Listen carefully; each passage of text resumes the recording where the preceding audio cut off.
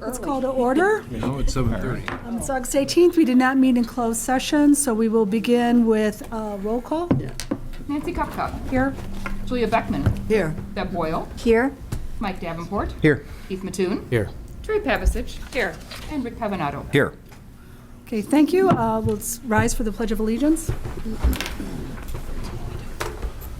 Allegiance to the flag of the United States of America and to the republic for which it stands, one nation, under God, indivisible, with liberty and justice for all.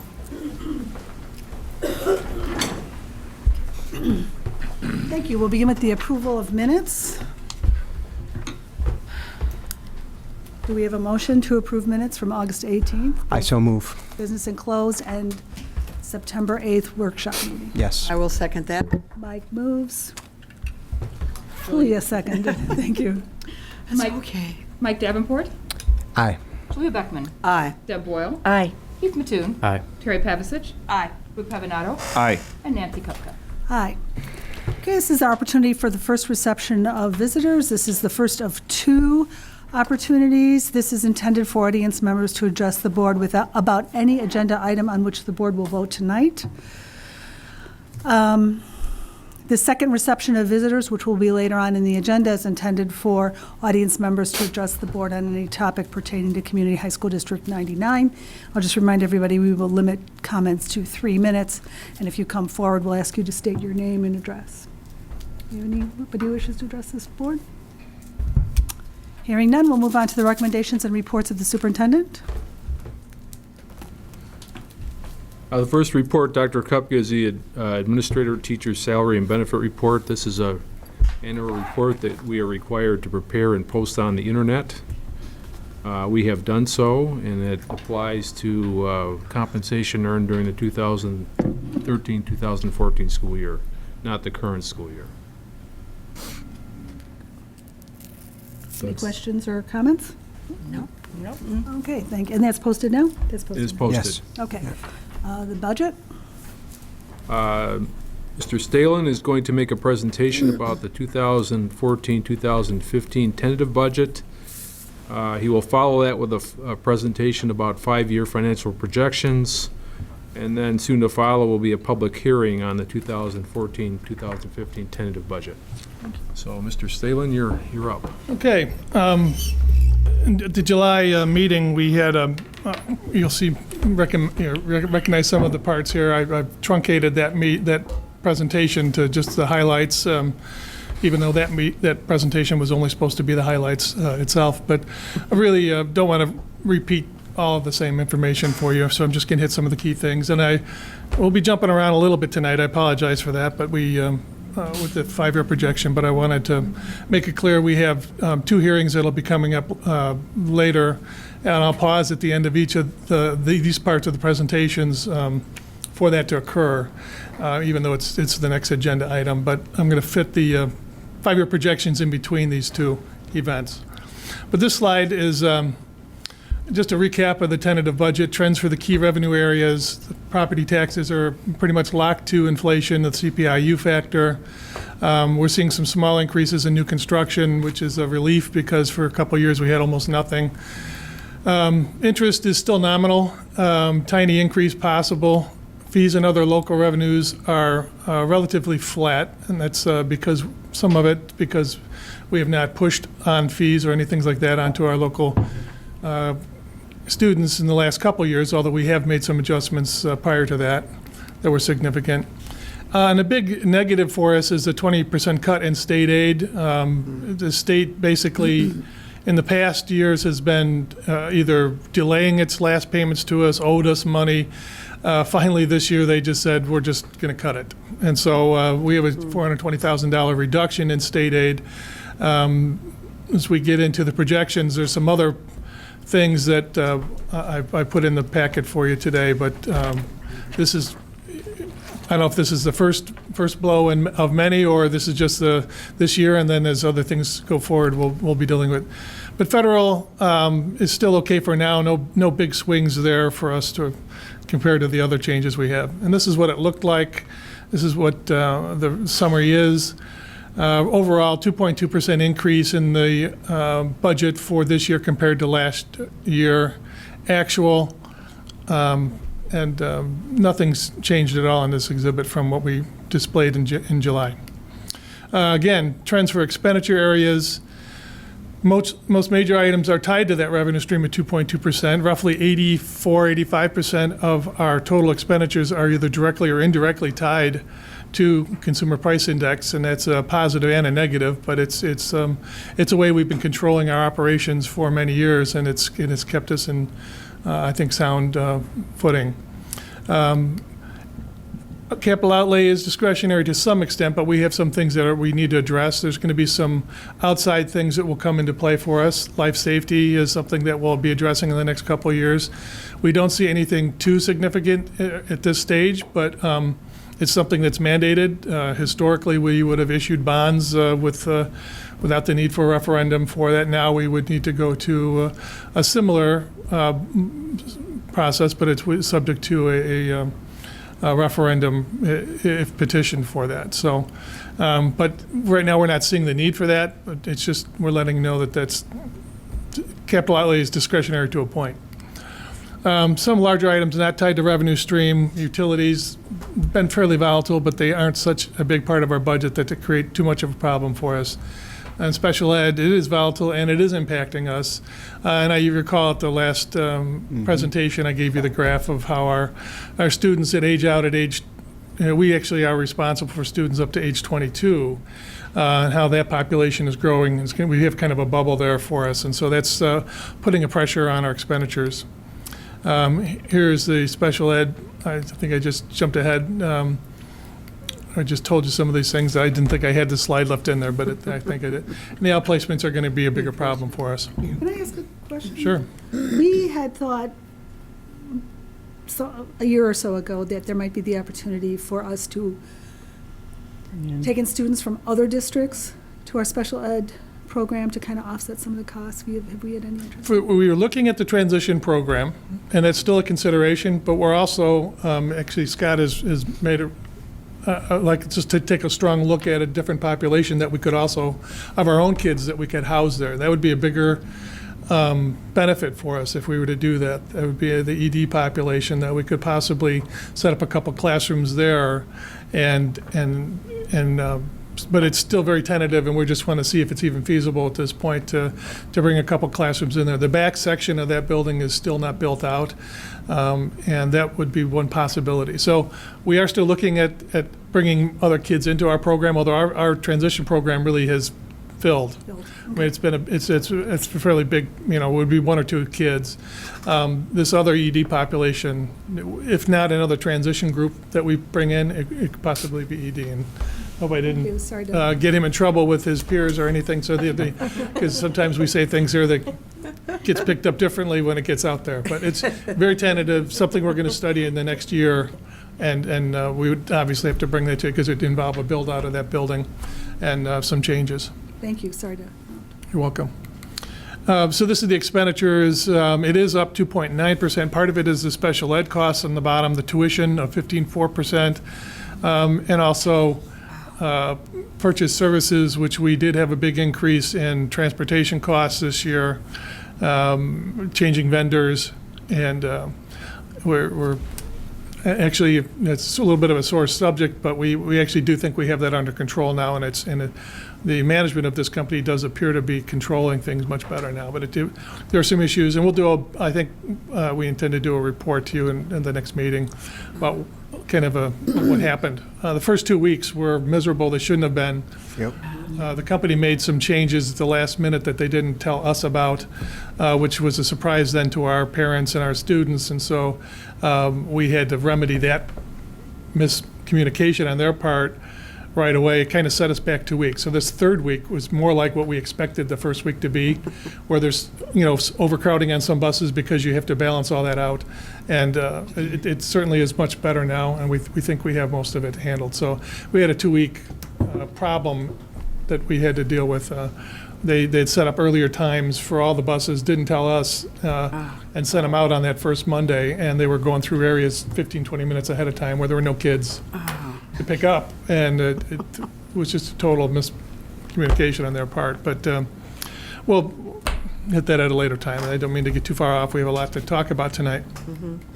Total fund budget, total tentative budget with the fund balance portion. Again, this is kind of a just the unreserved fund balances that we have, and I'll talk about that in a little bit. But it shows that we will have roughly, we came off of a loss last year of $203,000. Relatively small amount. It was on the revenue side. It was we came under in revenue a little bit. And this is showing that we have a possibility to have a $766,000 increase in the fund balances overall. But if you look at the big change there in the transfer column, which is the second column from the right, $584,000 in the top section there, compared to $2 million. That's because we are recommending a funding bond that we'll be discussing in a few minutes to pay down some of our outside debt with that funding bond, and to kind of give the Ed Fund a little bit of a breather from what we think is going to hit us with some of these other things in this either state budget or possibly other legislation.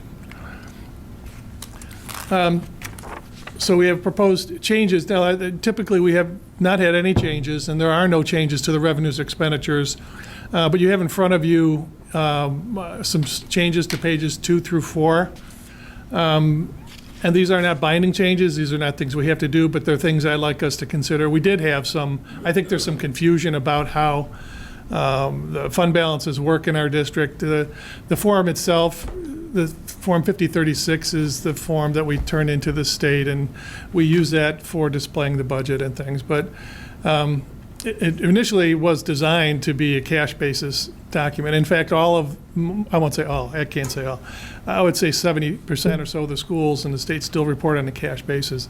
And so it's not really developed well for modified accrual. And I've always used a very simplistic approach to that part of the form without any problem.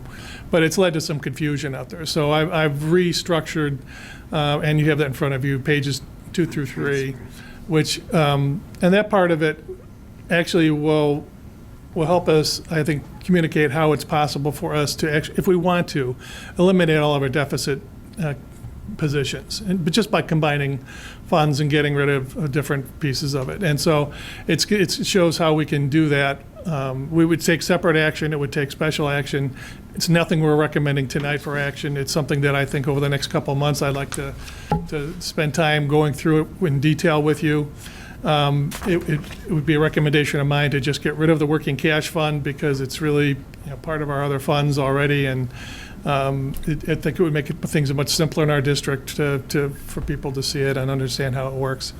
And then page 4 is just the cash positions, which in the past I've always only reflected the unreserved portion of our fund balances that's cash. And so that form really, the state form isn't really set up to show all the cash in the district. There isn't even a column for activity funds, which is a substantial cash position for us. But I've made changes to that just so it's clearer, and so that now we can actually tie that page 4 to our treasurer's report.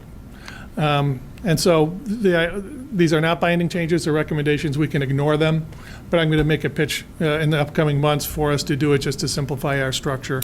I think it'd be easier. I understand and we've had stakeholder groups, employee collective bargaining groups, get confused by why is there such a big negative in this fund? Why is there such a big positive in that fund? What's the, so this will be a clarification of that, right. I think it's all very positive, but I don't want to throw it at you too fast. I want you to let you know it's in the pipeline, and I'd like it. We can ignore it if we want to, but I set the form up that way so we can start the dialogue. Okay.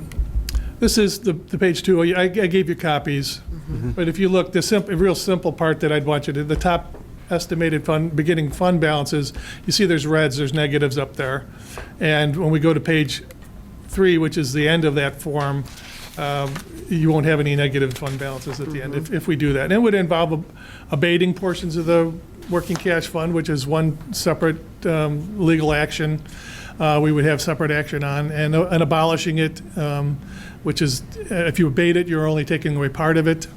We can do that to separate funds. If you abolish it, it all has to go to one fund, and that's what you'll see there. The abolishment can only go to the educational fund. It only occurs at the end of the fiscal year. You can't do it in the middle of the year. So there's a lot of steps that, I know I've said I want to make this more simple. They're complicated steps, but I think once we talk them through, you'll see that it will result at the end of the year in a much simpler financial presentation for us, and kind of marry the two up with our different fund balances and the modified accrual bases that we use, and this primarily cash basis form.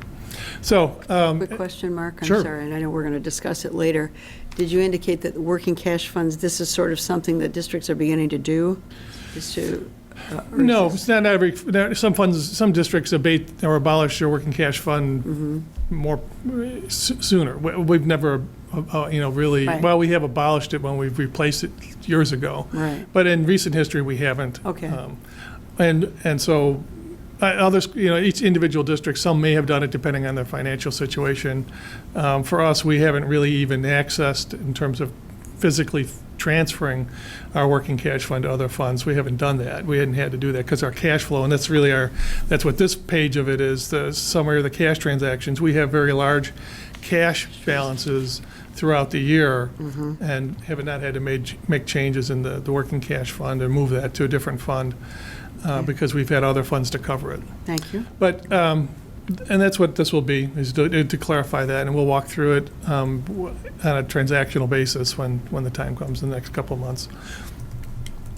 Again, proposed changes, non-binding, requires further discussion, and I'd like to bring that to the board individually as we look at the pieces of it. Require separate action if we do it that he felt it was appropriate, and it's intended to clarify our operations. This is the part where I think if you allow the break in the agenda to where we could just, because it's here, we could do the public hearing for individuals that want to address that part of it. I think you need a motion to open the hearing, and then, unless you have other questions about the tentative budget. I have one Before we que- do that, okay, go ahead, I was just saying. My question is, where are we going on additional revenue streams outside of levying taxes and things of that nature? Whether it's sponsorships, going after more title, such and such grants. What are we doing? What type of directives are we working through there? Honestly, there aren't any new initiatives in that regard in terms of bringing in money from other sources. I mean, I absolutely, if you guys have recommendations that would be more clear, we would pursue that, but we haven't seen any other schools really bringing in any substantial, sustainable money that way. Something that we would tie to our operations and say, we know that we can get $500,000 from this revenue source for a period of time, that we would actually use it for an expenditure that we would continue on a stable basis. So we are going after things that are there, that are E-rate, things like that, and that'll be expanding for us. We do go after and have renewed our interest in efforts to bring in Title I and different grants that are designed for us. But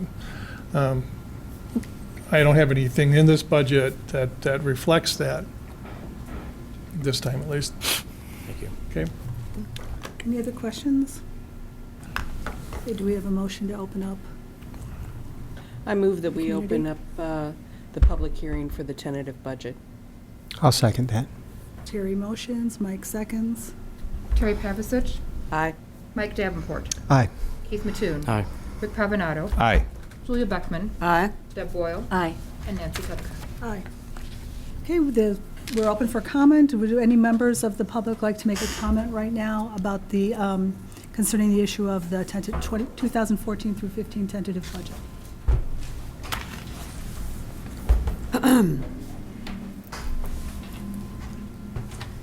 Got 10 copies of my statement here, one for each board member, superintendent, controller, and one for the record, the official record for the hearing, please.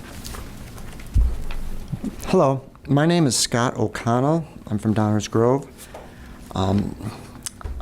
Dear members of the board, please consider the following to be my written testimony on the proposed budget for fiscal year 2015. I'm providing this written testimony so that there is a record of my comments and the Secretary has a resource from which comments may be included in the minutes of this hearing.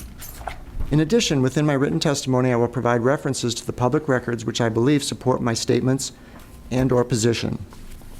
Please note that my comments will directly reference various pages and cells found within the ISBE Budget Form 50-36. I have 3 issues that I would like to include in the record of the public hearing. The revenue allocation within ISBE Budget Form 50-36 regarding the 2011 alternate revenue source bonds, the funding bond fraud, and the interfund loan resolutions or phantom loans. I will attempt to address each issue succinctly. I encourage you to ask any question at any time. The purpose of a hearing, unlike a meeting, is a dialogue or a communication between the board and those who wish to share their opinions and insight. Number 1, the alternate revenue source bonds, the ARS bonds, the revenue allocation to debt service fund. Within ISBE Form 50-36, if you place your finger on budget page 5, line 1230, entitled Corporate Personal Property Replacement Taxes, and then on budget page 7, line 3001, entitled Unrestricted General State Aid, you will note that the administration's proposed 2015 budget allocates 100% of the general state aid on page 7 and nearly 100% of the CPPRT on page 5 to the educational fund. As a reference point, this allocation of both revenue sources, general state aid and CPPRT, to the education fund has occurred in every approved budget 2012 through 2014 since the 2011 ARS bonds were sold in the spring of 2011. The 2011 ARS bond resolution requires that the pledged revenues be budgeted by the Board of Education directly into the alternate bond fund of 2011, which is found in the debt service fund, and not into the education fund first and then later transferred by separate resolution of the board to the debt service fund. As evidence of this requirement, I bring to this board's attention 2 paragraphs from the 2011 ARS bond contract. Section 8, page 13, Bond Fund. There is hereby established a special fund of the district known as the Alternate Bond Fund of 2011. The pledged revenues and the pledged taxes shall be set aside as collected and be deposited into the bond fund, which is a trust fund established for the purpose of carrying out the covenants, terms, and conditions imposed upon the district by this resolution. The bonds are secured by a pledge of all the monies on deposit in the bond fund, and such pledge is irrevocable until the bonds have been paid in full or until the obligations of the district under this resolution are discharged. Section 9, page 13. The district covenants and agrees with the purchasers and the owners of the bonds that the district will annually budget a sufficient amount of the pledged revenues and deposit such pledged revenues into the bond fund so as to provide for the timely payment of the principal of and interest on the bonds. The pledged revenues are hereby pledged to the payment of the bonds, and the board covenants and agrees to provide for, budget, collect, and apply the pledged revenues to the payment of the bonds and the provision of not less than additional 0.25 times debt service. In my opinion, the proposed budget and past budgets since the sale of the ARS bonds in 2011 intentionally misallocates the pledged revenues and thereby violates a primary covenant found within the bond contract. The alternate bond fund of 2011 is a trust, and that trust must be funded within the budget to ensure that the pledged revenues are available for the payments. In my opinion, the final approved budget must be a budget wherein the future ARS debt service is directly deposited in the alternate bond fund of 2011. The simplest solution is to look at page 7, line 3001, and ensure that the allocation of general state aid is to the 30 fund to cover the debt service. Once budgeted properly, the Board of Education will be able to abate the 2014 ARS levy next January. This direct budgetary allocation is authorized and required by the bond resolution and constitutes a lawful order directing the treasurer to directly deposit the pledged revenues into the debt service fund until it is sufficiently funded. It is required by the terms of the 2011 bond resolution and must be budgeted accordingly. Item number 2, funding bonds. Within ISBE Form 50-36, please place one finger on budget page 2, line 7210, entitled Principal and Bonds Sold. This cell, E35, contains the figure $24,365,000. It represents two distinct bond issuances. One bond issuance is a refinancing of the 2004 debt of $22,845,000. I, as a taxpayer, have no issue and even applaud the refinancing issuance, which will reduce the tax burden on the taxpayers of this district.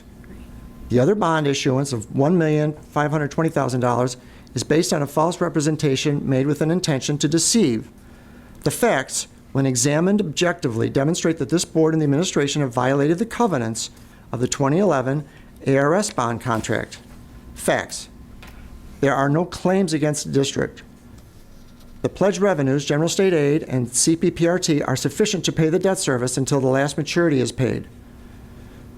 The Board of Education has approved 3 annual abatement resolutions each January, determining that the anticipated pledged revenues provided sufficient security, wherein they gave notice to the county clerk in January to abate the ARS bond levy. Section 11 of the bond contract details the annual abatement of the ARS levy. The pledged revenues, GSA and CPPRT, have been sufficient, are currently sufficient for both the December 2014 and 2015 and June 2015 principal and interest payments, and will be sufficient for each and every debt payment for the life of the bonds. However, the elected members of this Board of Education and its administration apparently no longer wish to abide by the contractual obligations found within the 2011 ARS bond resolution. By their most recent actions regarding the proposed funding bonds, the board and the administration apparently have other plans for the pledged revenues and would rather apply those revenues to eradicate a nearly $750,000 budget deficit for 2015 and instead turn that number into a nearly $750,000 budget surplus. The revenue stream that's being tapped into by the funding bond is the same one tapped into without a direct referendum back in 2002 for the working cash bond issuance, the debt service extension base. At the July 21st board meeting, Mr. Stalin admitted to the fraud when he avoided directly identifying any insufficiency in the pledged revenue stream, but instead, he merely stated that the funding bond issuance is designed to fill in the debt service extension base. Since 2009, the district's debt service extension base has increased by CPI. The table presented shows that for levy year 2014, there is $232,422 of debt service available compared to only $3,300 had the General Assembly not drilled another hole in the tax cap by expanding the debt service extension base each year by CPI. I strongly encourage each board member to reread the 2013 ARS bond levy abatement resolution from last January. It states in part, whereas the board has determined and does hereby determine that the pledged revenues, as defined in the resolution, will provide an amount not less than 1.25 times principal of and interest on all outstanding bonds due on December 5th, 2014 of this year and June 5th of the next succeeding year. I strongly encourage each board member to reread the 2014 funding bond resolution dated August 18th, wherein the board stated, whereas there are not sufficient funds on hand and available with which to pay the claims. In January, the board stated there was more than enough. In August, the board stated there was not enough. Which is it? Has any board member requested the general ledger for the alternate bond fund of 2011? Where did the general state aid and/or CPPRT vanish to that had been pledged to this upcoming December's debt service payment last January? I also strongly encourage each board member to read and understand the contractual obligations found in the 2011 ARS bond resolution dated May 16, 2011. Please take particular care to understand Section 16 of that bond contract. Section 16, provisions of contract. The provisions of this resolution shall constitute a contract between the district and the owners of the outstanding bonds. All covenants relating to the bonds and the conditions and obligations imposed by Section 15 of the Act are enforceable by any holder of the bonds affected, any taxpayer of the district, and the people of the state of Illinois acting through the Attorney General or any designee. To be clear, I as a taxpayer and every other taxpayer of this district are authorized by the Debt Reform Act and the 2011 bond resolution to enforce the terms of that contract. The proposed funding bond is an attempt to displace the costs of funding the projects from within your budget and place them on the tax bills of every taxpayer without their permission. The taxpayers have a legal remedy to this apparent fraud, and the Attorney General of Illinois is statutorily a named party to this contract who has enforcement powers at her disposal. The budget change. The final approved budget must be changed so that the apparently fraudulent funding bond issuance is removed from the 2015 budget. That's on page 2, line 7210. Item 3, phantom loans. Within the ISBE form, budget form 50-36, please place one finger on budget page 4, cell H, I believe it's H6, it might be a typo. The dollar amount in that cell is equal to $3,025,028. This is the loan repayment amount for fiscal year 2015 that the Capital Projects Fund is scheduled to repay, according to Mr. Stalen. Please place another finger on cell H6 on page 4, cash sum 4 of the ISBE budget form prepared by Mr. Stalen. The dollar amount is equal to $2,825,028. This is the loan amount for fiscal year 2015 that the Capital Projects is scheduled to borrow, according to Mr. Stalen. Now look at page 2 of the August 2014 Treasurer's Report and the July and June also. The Capital Projects net worth is a large negative number, minus $3 million plus. For 3 years, this fund has been, according to the approved budgets, the recipient of loan after loan after loan. Please ask yourself this question. What is going to be the source of sufficient income needed to repay the sum borrowed this year by the Capital Projects Fund? The fund has no levy. The fund has no cash. The fund has no source of income. The answer is last year's loan is being repaid with another loan this year, and next year this year's loan will be repaid with yet another loan found within page 4 of the 2016 budget. This is what is referred to as a phantom loan. The working cash fund is prohibited from loaning money to any fund that does not have a levy. Therefore, the working cash fund cannot loan its funds to the Capital Projects Fund. In fact, there is no statute that authorizes an annual recurring loan to the Capital Projects Fund. The fund's deficit was simply covered by another fund's monies at the time the expenses were paid, and its deficit is carried forward under the guise of annual loans, phantom loans. The same history is repeating itself within both the O&M Fund and the IMRF, Social Security Fund. Attached is a publication of the ISBE, Informational Bulletin 91-1. While it is a dated publication, its coverage of the topic of phantom loans is informative. As noted by the ISBE, illegal phantom loans within a commingled checking account are easy to detect. For the Board of District 99, all you have to do is look at page 4 of the ISBE budget form for each of the last 7 years. In the case of District 99, the annual loan juggling within the budget resolution is a result of deficit spending. As troubling as that is, there is another issue that needs to be addressed prior to the vote on this year's budget. Mr. Stalen has stated under oath in 2011 as part of the Ginger Creek disconnection that it is his opinion, and perhaps the opinion of the members of the board, that the separate loan resolution requirements found within various statutes can be met simply by the board approving page 4 of the ISBE budget form every year. That is absurd. Mr. Stalen's testimony was so unbelievable and in absolute conflict with the working cash fund statute that he was found by the Regional Board of School Trustees to not be a credible witness. The appellate court ruling, wherein Mr. Stalen's lack of credibility is mentioned several times, is one reason the reviewing courts upheld the trustees' finding to allow the disconnection. Finally, I believe that if the budget resolution is going to be the map for all of the loans made within fiscal year 2015, Mr. Stalen must provide an accounting of the loans that were unpaid as of June 30th, 2014, and the loans that would be made within fiscal year 2015. Such an accounting would, of course, require the disclosure of the lending fund, the disclosure of the recipient fund, the amount of each loan, the date of each loan, the date of each repayment, and the source of each repayment. I, as a taxpayer, request that the minutes of this hearing and of the meeting that follows, wherein the budget is formally approved, clearly informs the community that while loans made and repaid are listed within this budget, this resolution must not be considered a lawful order by the treasurer to loan any funds without a separate and explicit loan resolution passed by this board. Thank you. Thank you, Mr. McConnell. Is there anybody else who would like to approach the board? Okay. to the projection, if you don't mind.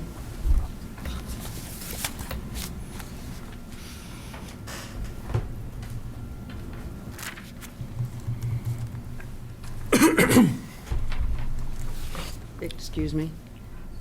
Does Ms. Kupka need to close the hearing? Oh, you're right. Oh, Actually, I'm you're right. sorry. It's all right. Thank you. Is that a motion? I would move to, I think you could have the power to do it, but I'll move I to will close the close hearing. I will close the hearing. Thank I you. would ask if there's anybody else that wishes to speak. We did. She did. She did. She did. I think we will close the hearing and we'll go Soft-spoken. forward. Thank you. Thank Okay. you. Thank you, Julia. Thank you. That's all Mr. right. Thank you. So this is the 5-year, I don't know if we can move that up a little bit.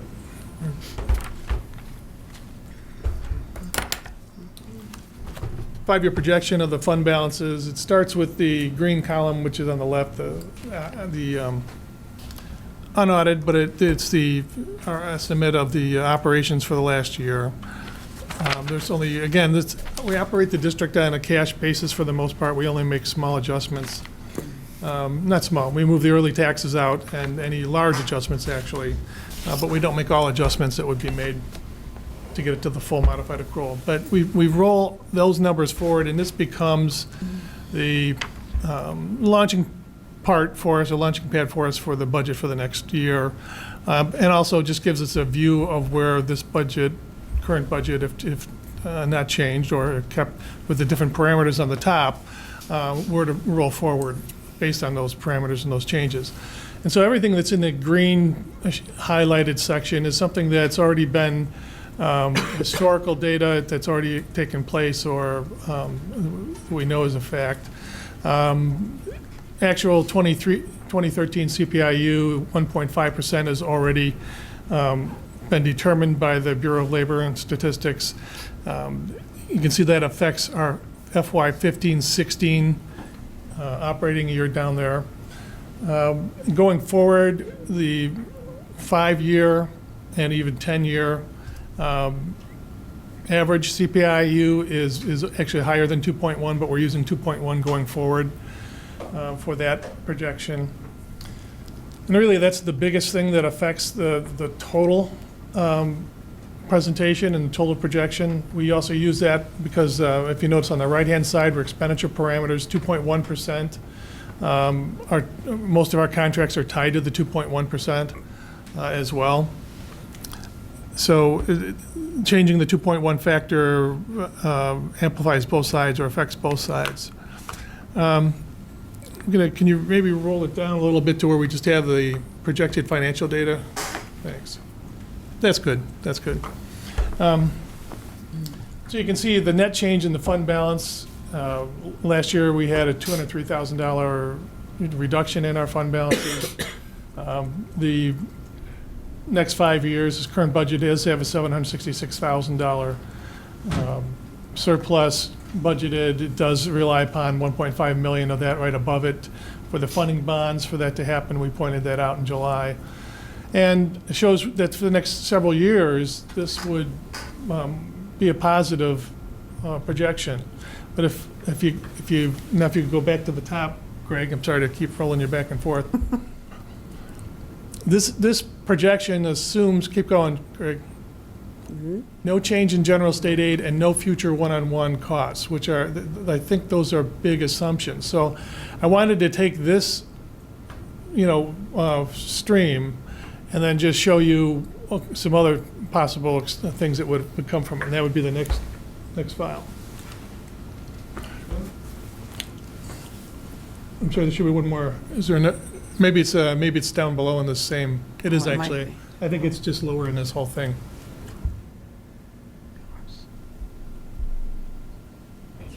Nothing on that one. There should be, is there another There were two other files. one to call up? There are probably three, I think there's 3 pieces in this section. Yeah, there's one that's scenarios. Is that what you're, There you go. That's it. That was it. right, okay. You had it a minute ago.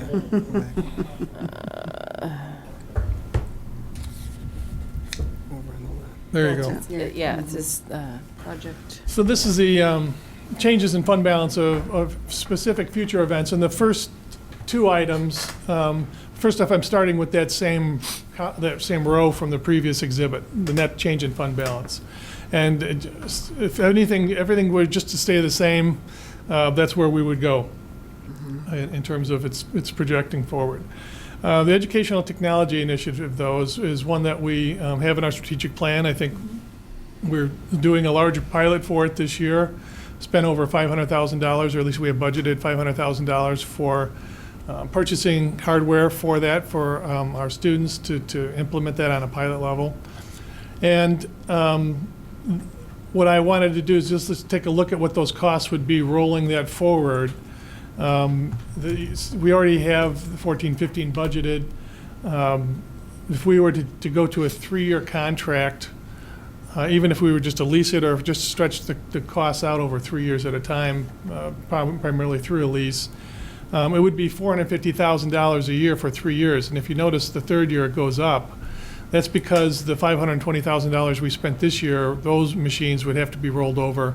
And so there's another 1/3 of the $520,000 that's coming into play starting in the FY 17-18. So that's just the cost side of it in the white background with the red figures.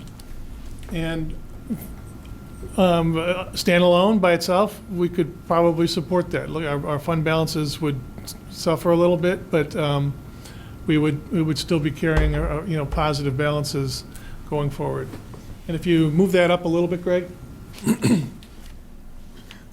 This is not a recommendation, but I think it's a discussion that we're going to have at some point, depending on other circumstances that might hit us. If you look, and I'll get to that in a bit, in the lower section, there's future events there. But this is just to give you an idea of what a $100 per year Chromebook a fee would cost. And this is something that Rod and the tech team are looking at what other schools are doing, what we think we would need to do. If anything, this is not a recommendation. This is just showing you what a $100 fee would result in, because roughly 3,700 kids that we have are not subject to waiver. And so they would, other kids, in fact, you could kind of look at it like the 520 that we hit this year would cover the waiver kids. But going forward, we would only have about 3,700 kids that are not subject to free and reduced lunches and are not subject to the waiver. Yeah, don't change my color scheme now. So those are just the factors that I think right, we don't have a particular month. We're thinking, November, December. We need to start that earlier than just 1 month for the fees conversation, if we do it at all. But we just wanted to have those numbers in front of you so you can see it. Now, if we move further down to this other possible independent future events, because there was discussion at the last meeting about it, I just put out there what 1 basis point would be plus or minus to that FTE ratio. The ratio is really more of the structure of the district, and it's really the 21.8, which is the current ratio. It's set up that way so that if enrollment changes, we keep the ratio constant, but that changes our budget, and that changes. Mm-hmm. And that's usually what we think through, and this has been how class sizes have been kind of set for many years now. So the class sizes are kind of tailored to that number. So it would take, if we were to increase it, that means we would have more kids, more students per full-time equivalent or FTE. And that would be an estimated savings of about $60,000, and that's roughly just over 1 teacher. It's not an even 1 teacher, but just over 1 teacher. The second group is another, could possibly be an issue that we would have to pull out of operations or some other way. But if we have a large capital project, possibly life safety projects, we are looking at our boilers at the North Campus. That's going to be in front of us in a year or two. And so I just would put out there what the $500,000 would cost if we were to do that under, say, a debt certificate and continue to pay something like that out of operations. That would be a $2 million project over 4 years. We could obviously use any kind of multiple year that we wanted to spread that out. But that would be a large project, and it's not something we should say won't happen. I think we do have some large things particularly with the master facility plan that we've done. We're trying to identify more of these and try and get a little bit further ahead on some of these things. Then I gave you really just the last two, if you could move it up a little, Greg. Another cut in the general state aid, another 20% cut would be roughly $400,000 a year, and that's where that would leave us. And it seems like the last item there, the general state aid reallocation under Senate Bill 16, is becoming more and more possible. The very preliminary numbers that they were passing out relative to that showed a 4-year phase-in of the total penalty. And really, this would be more than just eliminating our general state aid. This would eliminate all of our state aid and half of our categorical aid, things that we can't not do. So special ed, transportation, all those things would be thrown in the same pot with state aid. Many things, not every single thing that the state gives us, but most large items that we get would be thrown into a pot and then reallocated throughout the state. The first year would reflect a $450,000 loss. It feathers out until the third year, where all $3 million would be hitting our budget. And that's the one that, if this gets traction, when it may be, is the most important one for us to respond to immediately. We would, if we hear this taking hold, or even another state aid cut above it, I think we would have to do some internal organization quickly. With the process we used in the past, where we cut $2 million out of our budget, was done through our department chairs and through our staff, so that we can kind of do it as methodically as possible. It involved at some level, I think at the administrative level, a freeze for salaries, things like that. Everything got put on the table, and many of that was implemented. So that's something. That's what we would have to do. We would have to look at that if that were to come to pass. That's a big hit for us. Again, the irony here is that, basically what Senate Bill 16 is saying is that all the local taxes that people pay in, that's really state money. Yeah. And so now we can just reallocate it throughout the state. And it's instead of being 84% or 85% funded by taxes, we would be, roughly 90% funded by taxes, somewhere in that range. Local property taxes. We'd be more dependent on the local property tax than we are in our budget if they were to take that big of a chunk out of our operations. So that was why I just laid it out this way. You can kind of see what it is. I don't know. I think, honestly, some of this will hit us in the future. I don't think it's been determined yet, but it's what we're looking at now and starting to try and get a handle on for our projection. So it's not always the most positive thing. In fact, that last one is probably very most serious, and again, sounds like something like that could happen. Mark, and I know we're hearing a lot about SB 16. They're talking about it during the veto session. They're talking about it early next year. So it would probably take place as early as next school year. Is that what you're hearing? They're saying it's lame not- duck, which It hasn't. That's what I meant. Which- There's no, Right. it's only passed in the Senate, it's not passed in the House. Right. And there are, it depends on who you talk to, whether it is going to pass in the House. But frankly, some of the, there's information that within the Democratic leadership of the House, there have been some agreements with Chicago. The Chicago representatives, that in fact could open the door for Rest of a us. vote on this at the lame duck session. If Chicago, it's a hold harmless for Chicago in some way, shape, or form, there's a possibility it could pass, because that's the leverage. We have to talk to people. Yeah, I don't. They were real clear about it, but I assume that it could hit following year. So Following we year, would, right. and this is before they've negotiated whatever they've negotiated with the city of Chicago, which would take more money out of the pot, at least to allocate. So it could be worse than this. So those numbers are just preliminary. They were just thrown out there before by the original bill. I think that was the original presentation of Senate Bill 16. Someone ISB ran the numbers for us, and it was just about right on $3 million right on the button for our district.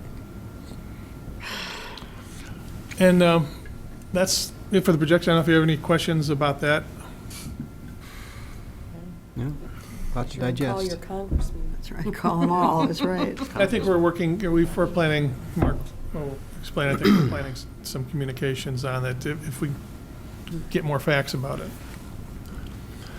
Well, I know when I've spoken to some legislators, they seem to think they're probably right, it's only fair to give some of the poorer districts more money and make it more fair, but they don't seem to understand that it's a huge hit for districts here, because we are so reliant on our property taxes. And until we tell them that, and I'm sure you are, over and over again, they don't quite get it. So additionally, everybody in DuPage County pays state income tax. You get very little back from That's That's right. exactly right. pay Yeah. to Springfield It's always now, been and pretty this is negative. essentially taking just about all of it. Mhm. The projection I heard last week was $140 million would be coming out of DuPage County. I heard that too. Oof. Not right. No, it's wrong. It's not right. Okay, any more Thank you. questions or comments for Mr. Stalen before he moves on to FOIA? No, if you want to move to the other presentation of the PowerPoint again.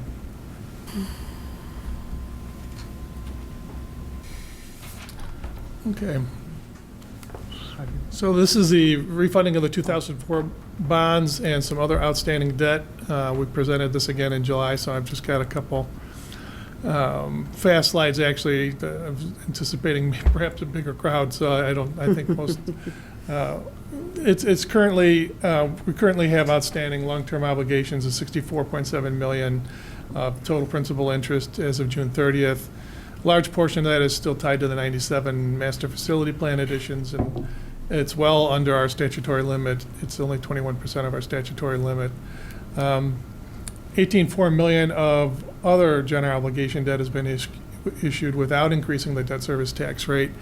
Some of it's already paid off, but we started doing this in 1996, actually, and the houses adjacent to the North Campus were paid for by operating debt that we again, did not go after a debt service levy. So we are, and have demonstrated that we are trying to be prudent with our debt service tax rate.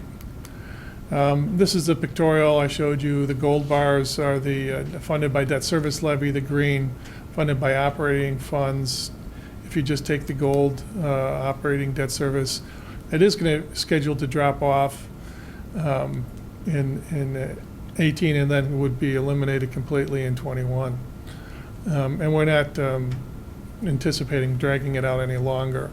The refunding part would reduce some of those 21-cent columns, the last three columns, and move, so there'd be a little bit more benefit at the front end of this to our taxpayers than what we're talking about, but we would increase the 2018 levy to shift some of it down there. So it wouldn't be quite as hard a fall in 2018, but it would be some more relief early on in the most recent proposed structure that we're looking at.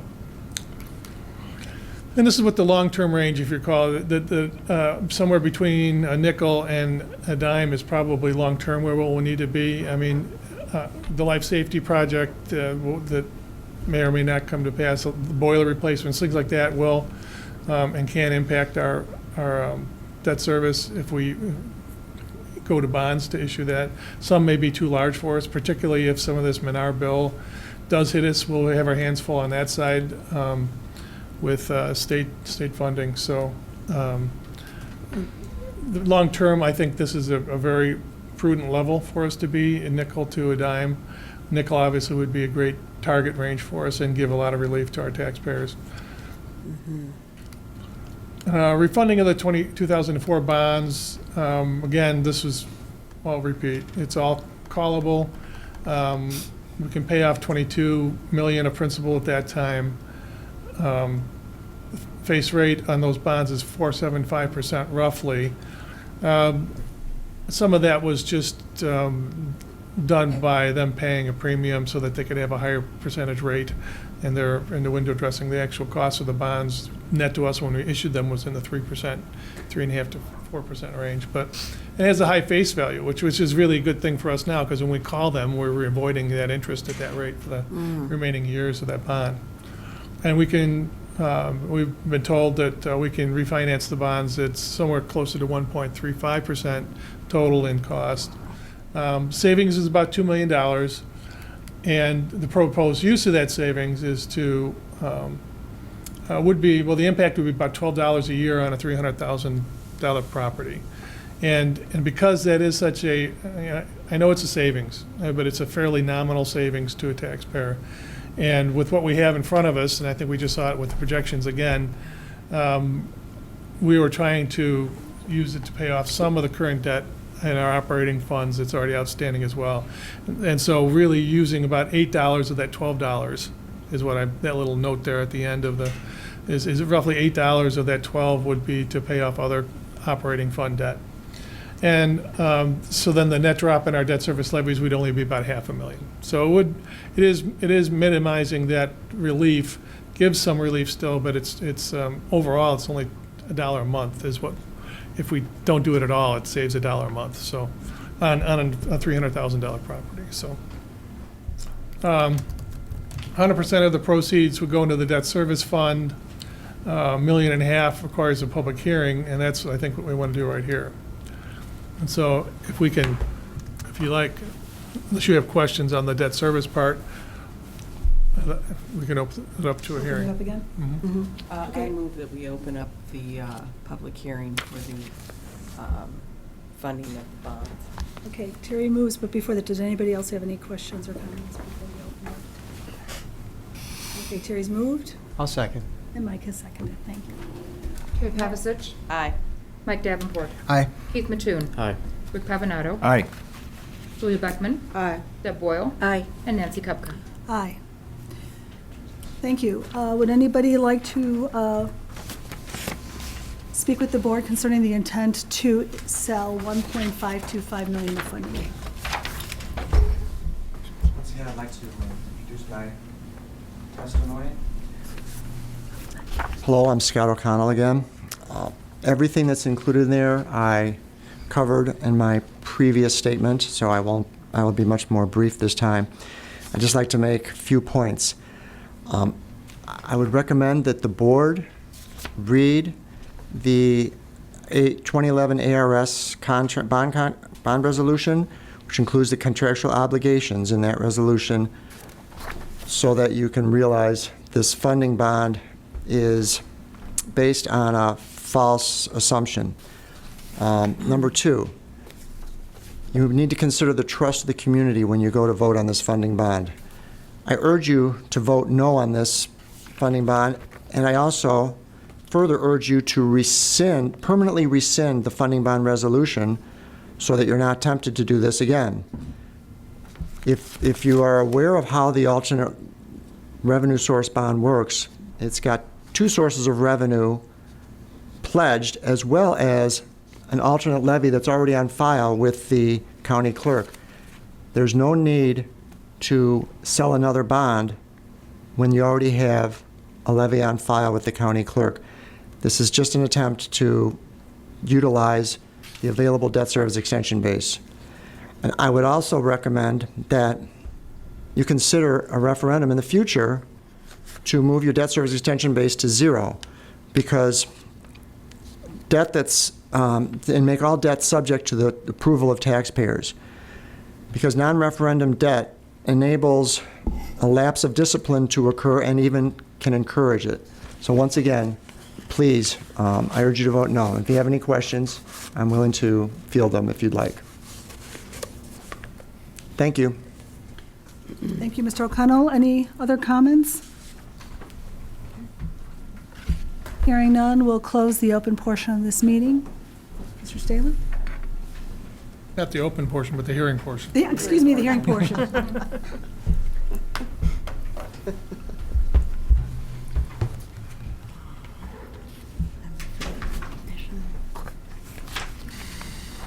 Any other, That's it. That's all I have. did you want to say anything about freedom of information? I do, Ms. Kupka. We had 4 Freedom of Information requests during the past month. Each of these requests was fulfilled in a letter from Mr. Stalen. Thank you. Okay. We're moving on to the consent agenda. Is there anything that any member of the board would like to discuss further? Ready to consent? Okay, do we hear a motion? I move that we accept the consent agenda. Terry moves. I'll second. Rick seconds. Terry Pavasich, Aye. Rick Pavanato, Aye. Julia Beckman, Aye. Deb Boyle, Aye. Mike Davenport, Aye. Keith Mattoon, Aye. Nancy Kupka. Aye. And I would just like to take a moment to thank Mike Davenport for Just gonna say graciously volunteering to serve on the Planning Commission yet again. We really do appreciate it, Mike. You're welcome. And they are lucky to have you. Thank you so much. Okay, recommendations for action, approval of the 2014-15 budget. I move that we approve the budget for 14-15. Second. Terry Pavasich, Aye.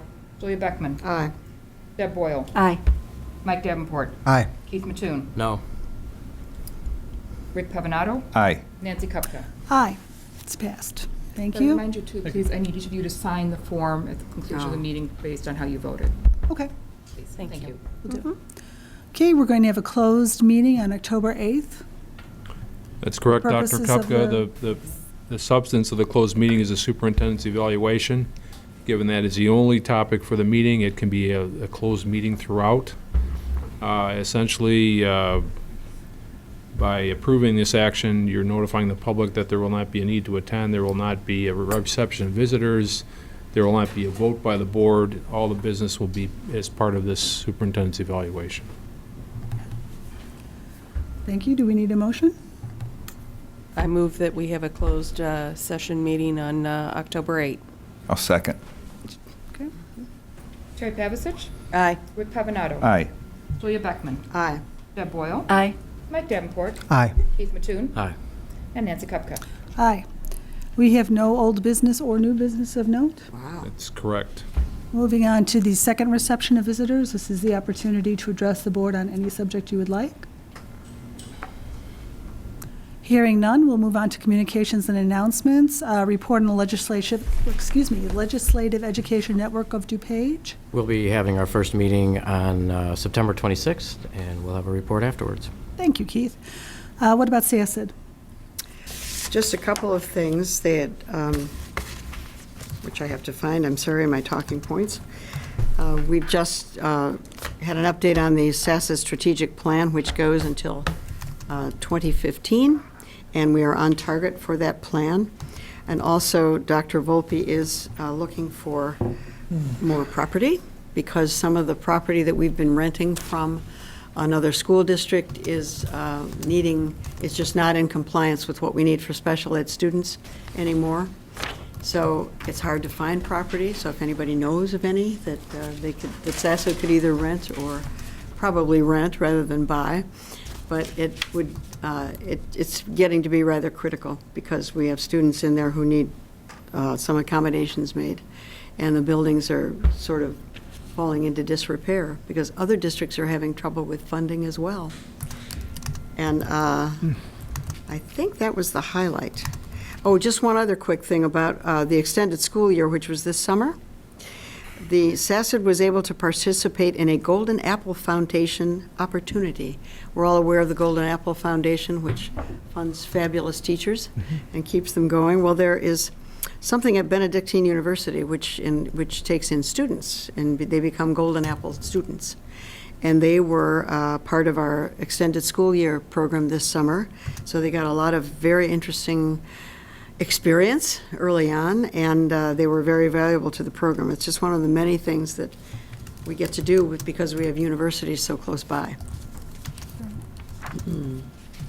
Thank you. Did you have anything to add about the Humanities Council? The Humanities Council is meeting next week, so I will have a report in the October meeting. Thank you, Julia. The 99 Education Foundation, Tara? We're still recruiting new members, and we also are working on our tents for the alumni tent for the North and South game and for the North and South homecomings. And we would encourage everyone to drop by and see our tent. And we, both schools have a new, I guess, they're not videotapes anymore, they're CDs, but DVDs, thank you, of activities and things that are going on at the schools and have gone on, and so that's kind of a neat thing. So please stop by and see us at all 3 games. So that's it. And just to reiterate, you don't have to be an alumnus to enjoy the hospitality, the Student ID candy, the card. cookbooks. It's just your way to weasel yourself in there, you know. It is a lovely thing to do. Well, hopefully there'll be a lot of alumni on hand this year. Absolutely, and- especially and now with the 50th anniversary. I can't believe that. I just want to say, I was at both open houses Yeah. this last week, and the alumni wall at South, Ed, Can't wait. it's beautiful. Thank you. And those South grads should be very proud of some of the things that are going on there, so it's a good thing. Well, we're very proud of them. We are indeed. Deb, did you have a report on the elementary? You know, I didn't have anything at this time. Okay. Moving on, we have some upcoming board meetings. October 6th, we'll have a special workshop meeting at 7 o'clock in this building. The October 8th is the special meeting, which will be closed, not open to the public at all for that session for the superintendent's evaluation. October 20th, we'll have another business meeting at 7:30, again, here at the ASC. Do we have anything else to bring up before we dismiss? Do we have a motion to dismiss? I'll move that we adjourn for the evening. Second? Absolutely. Michael moves, Keith seconds. All those in favor say aye. Aye. We are adjourned. Thank you all for your attention.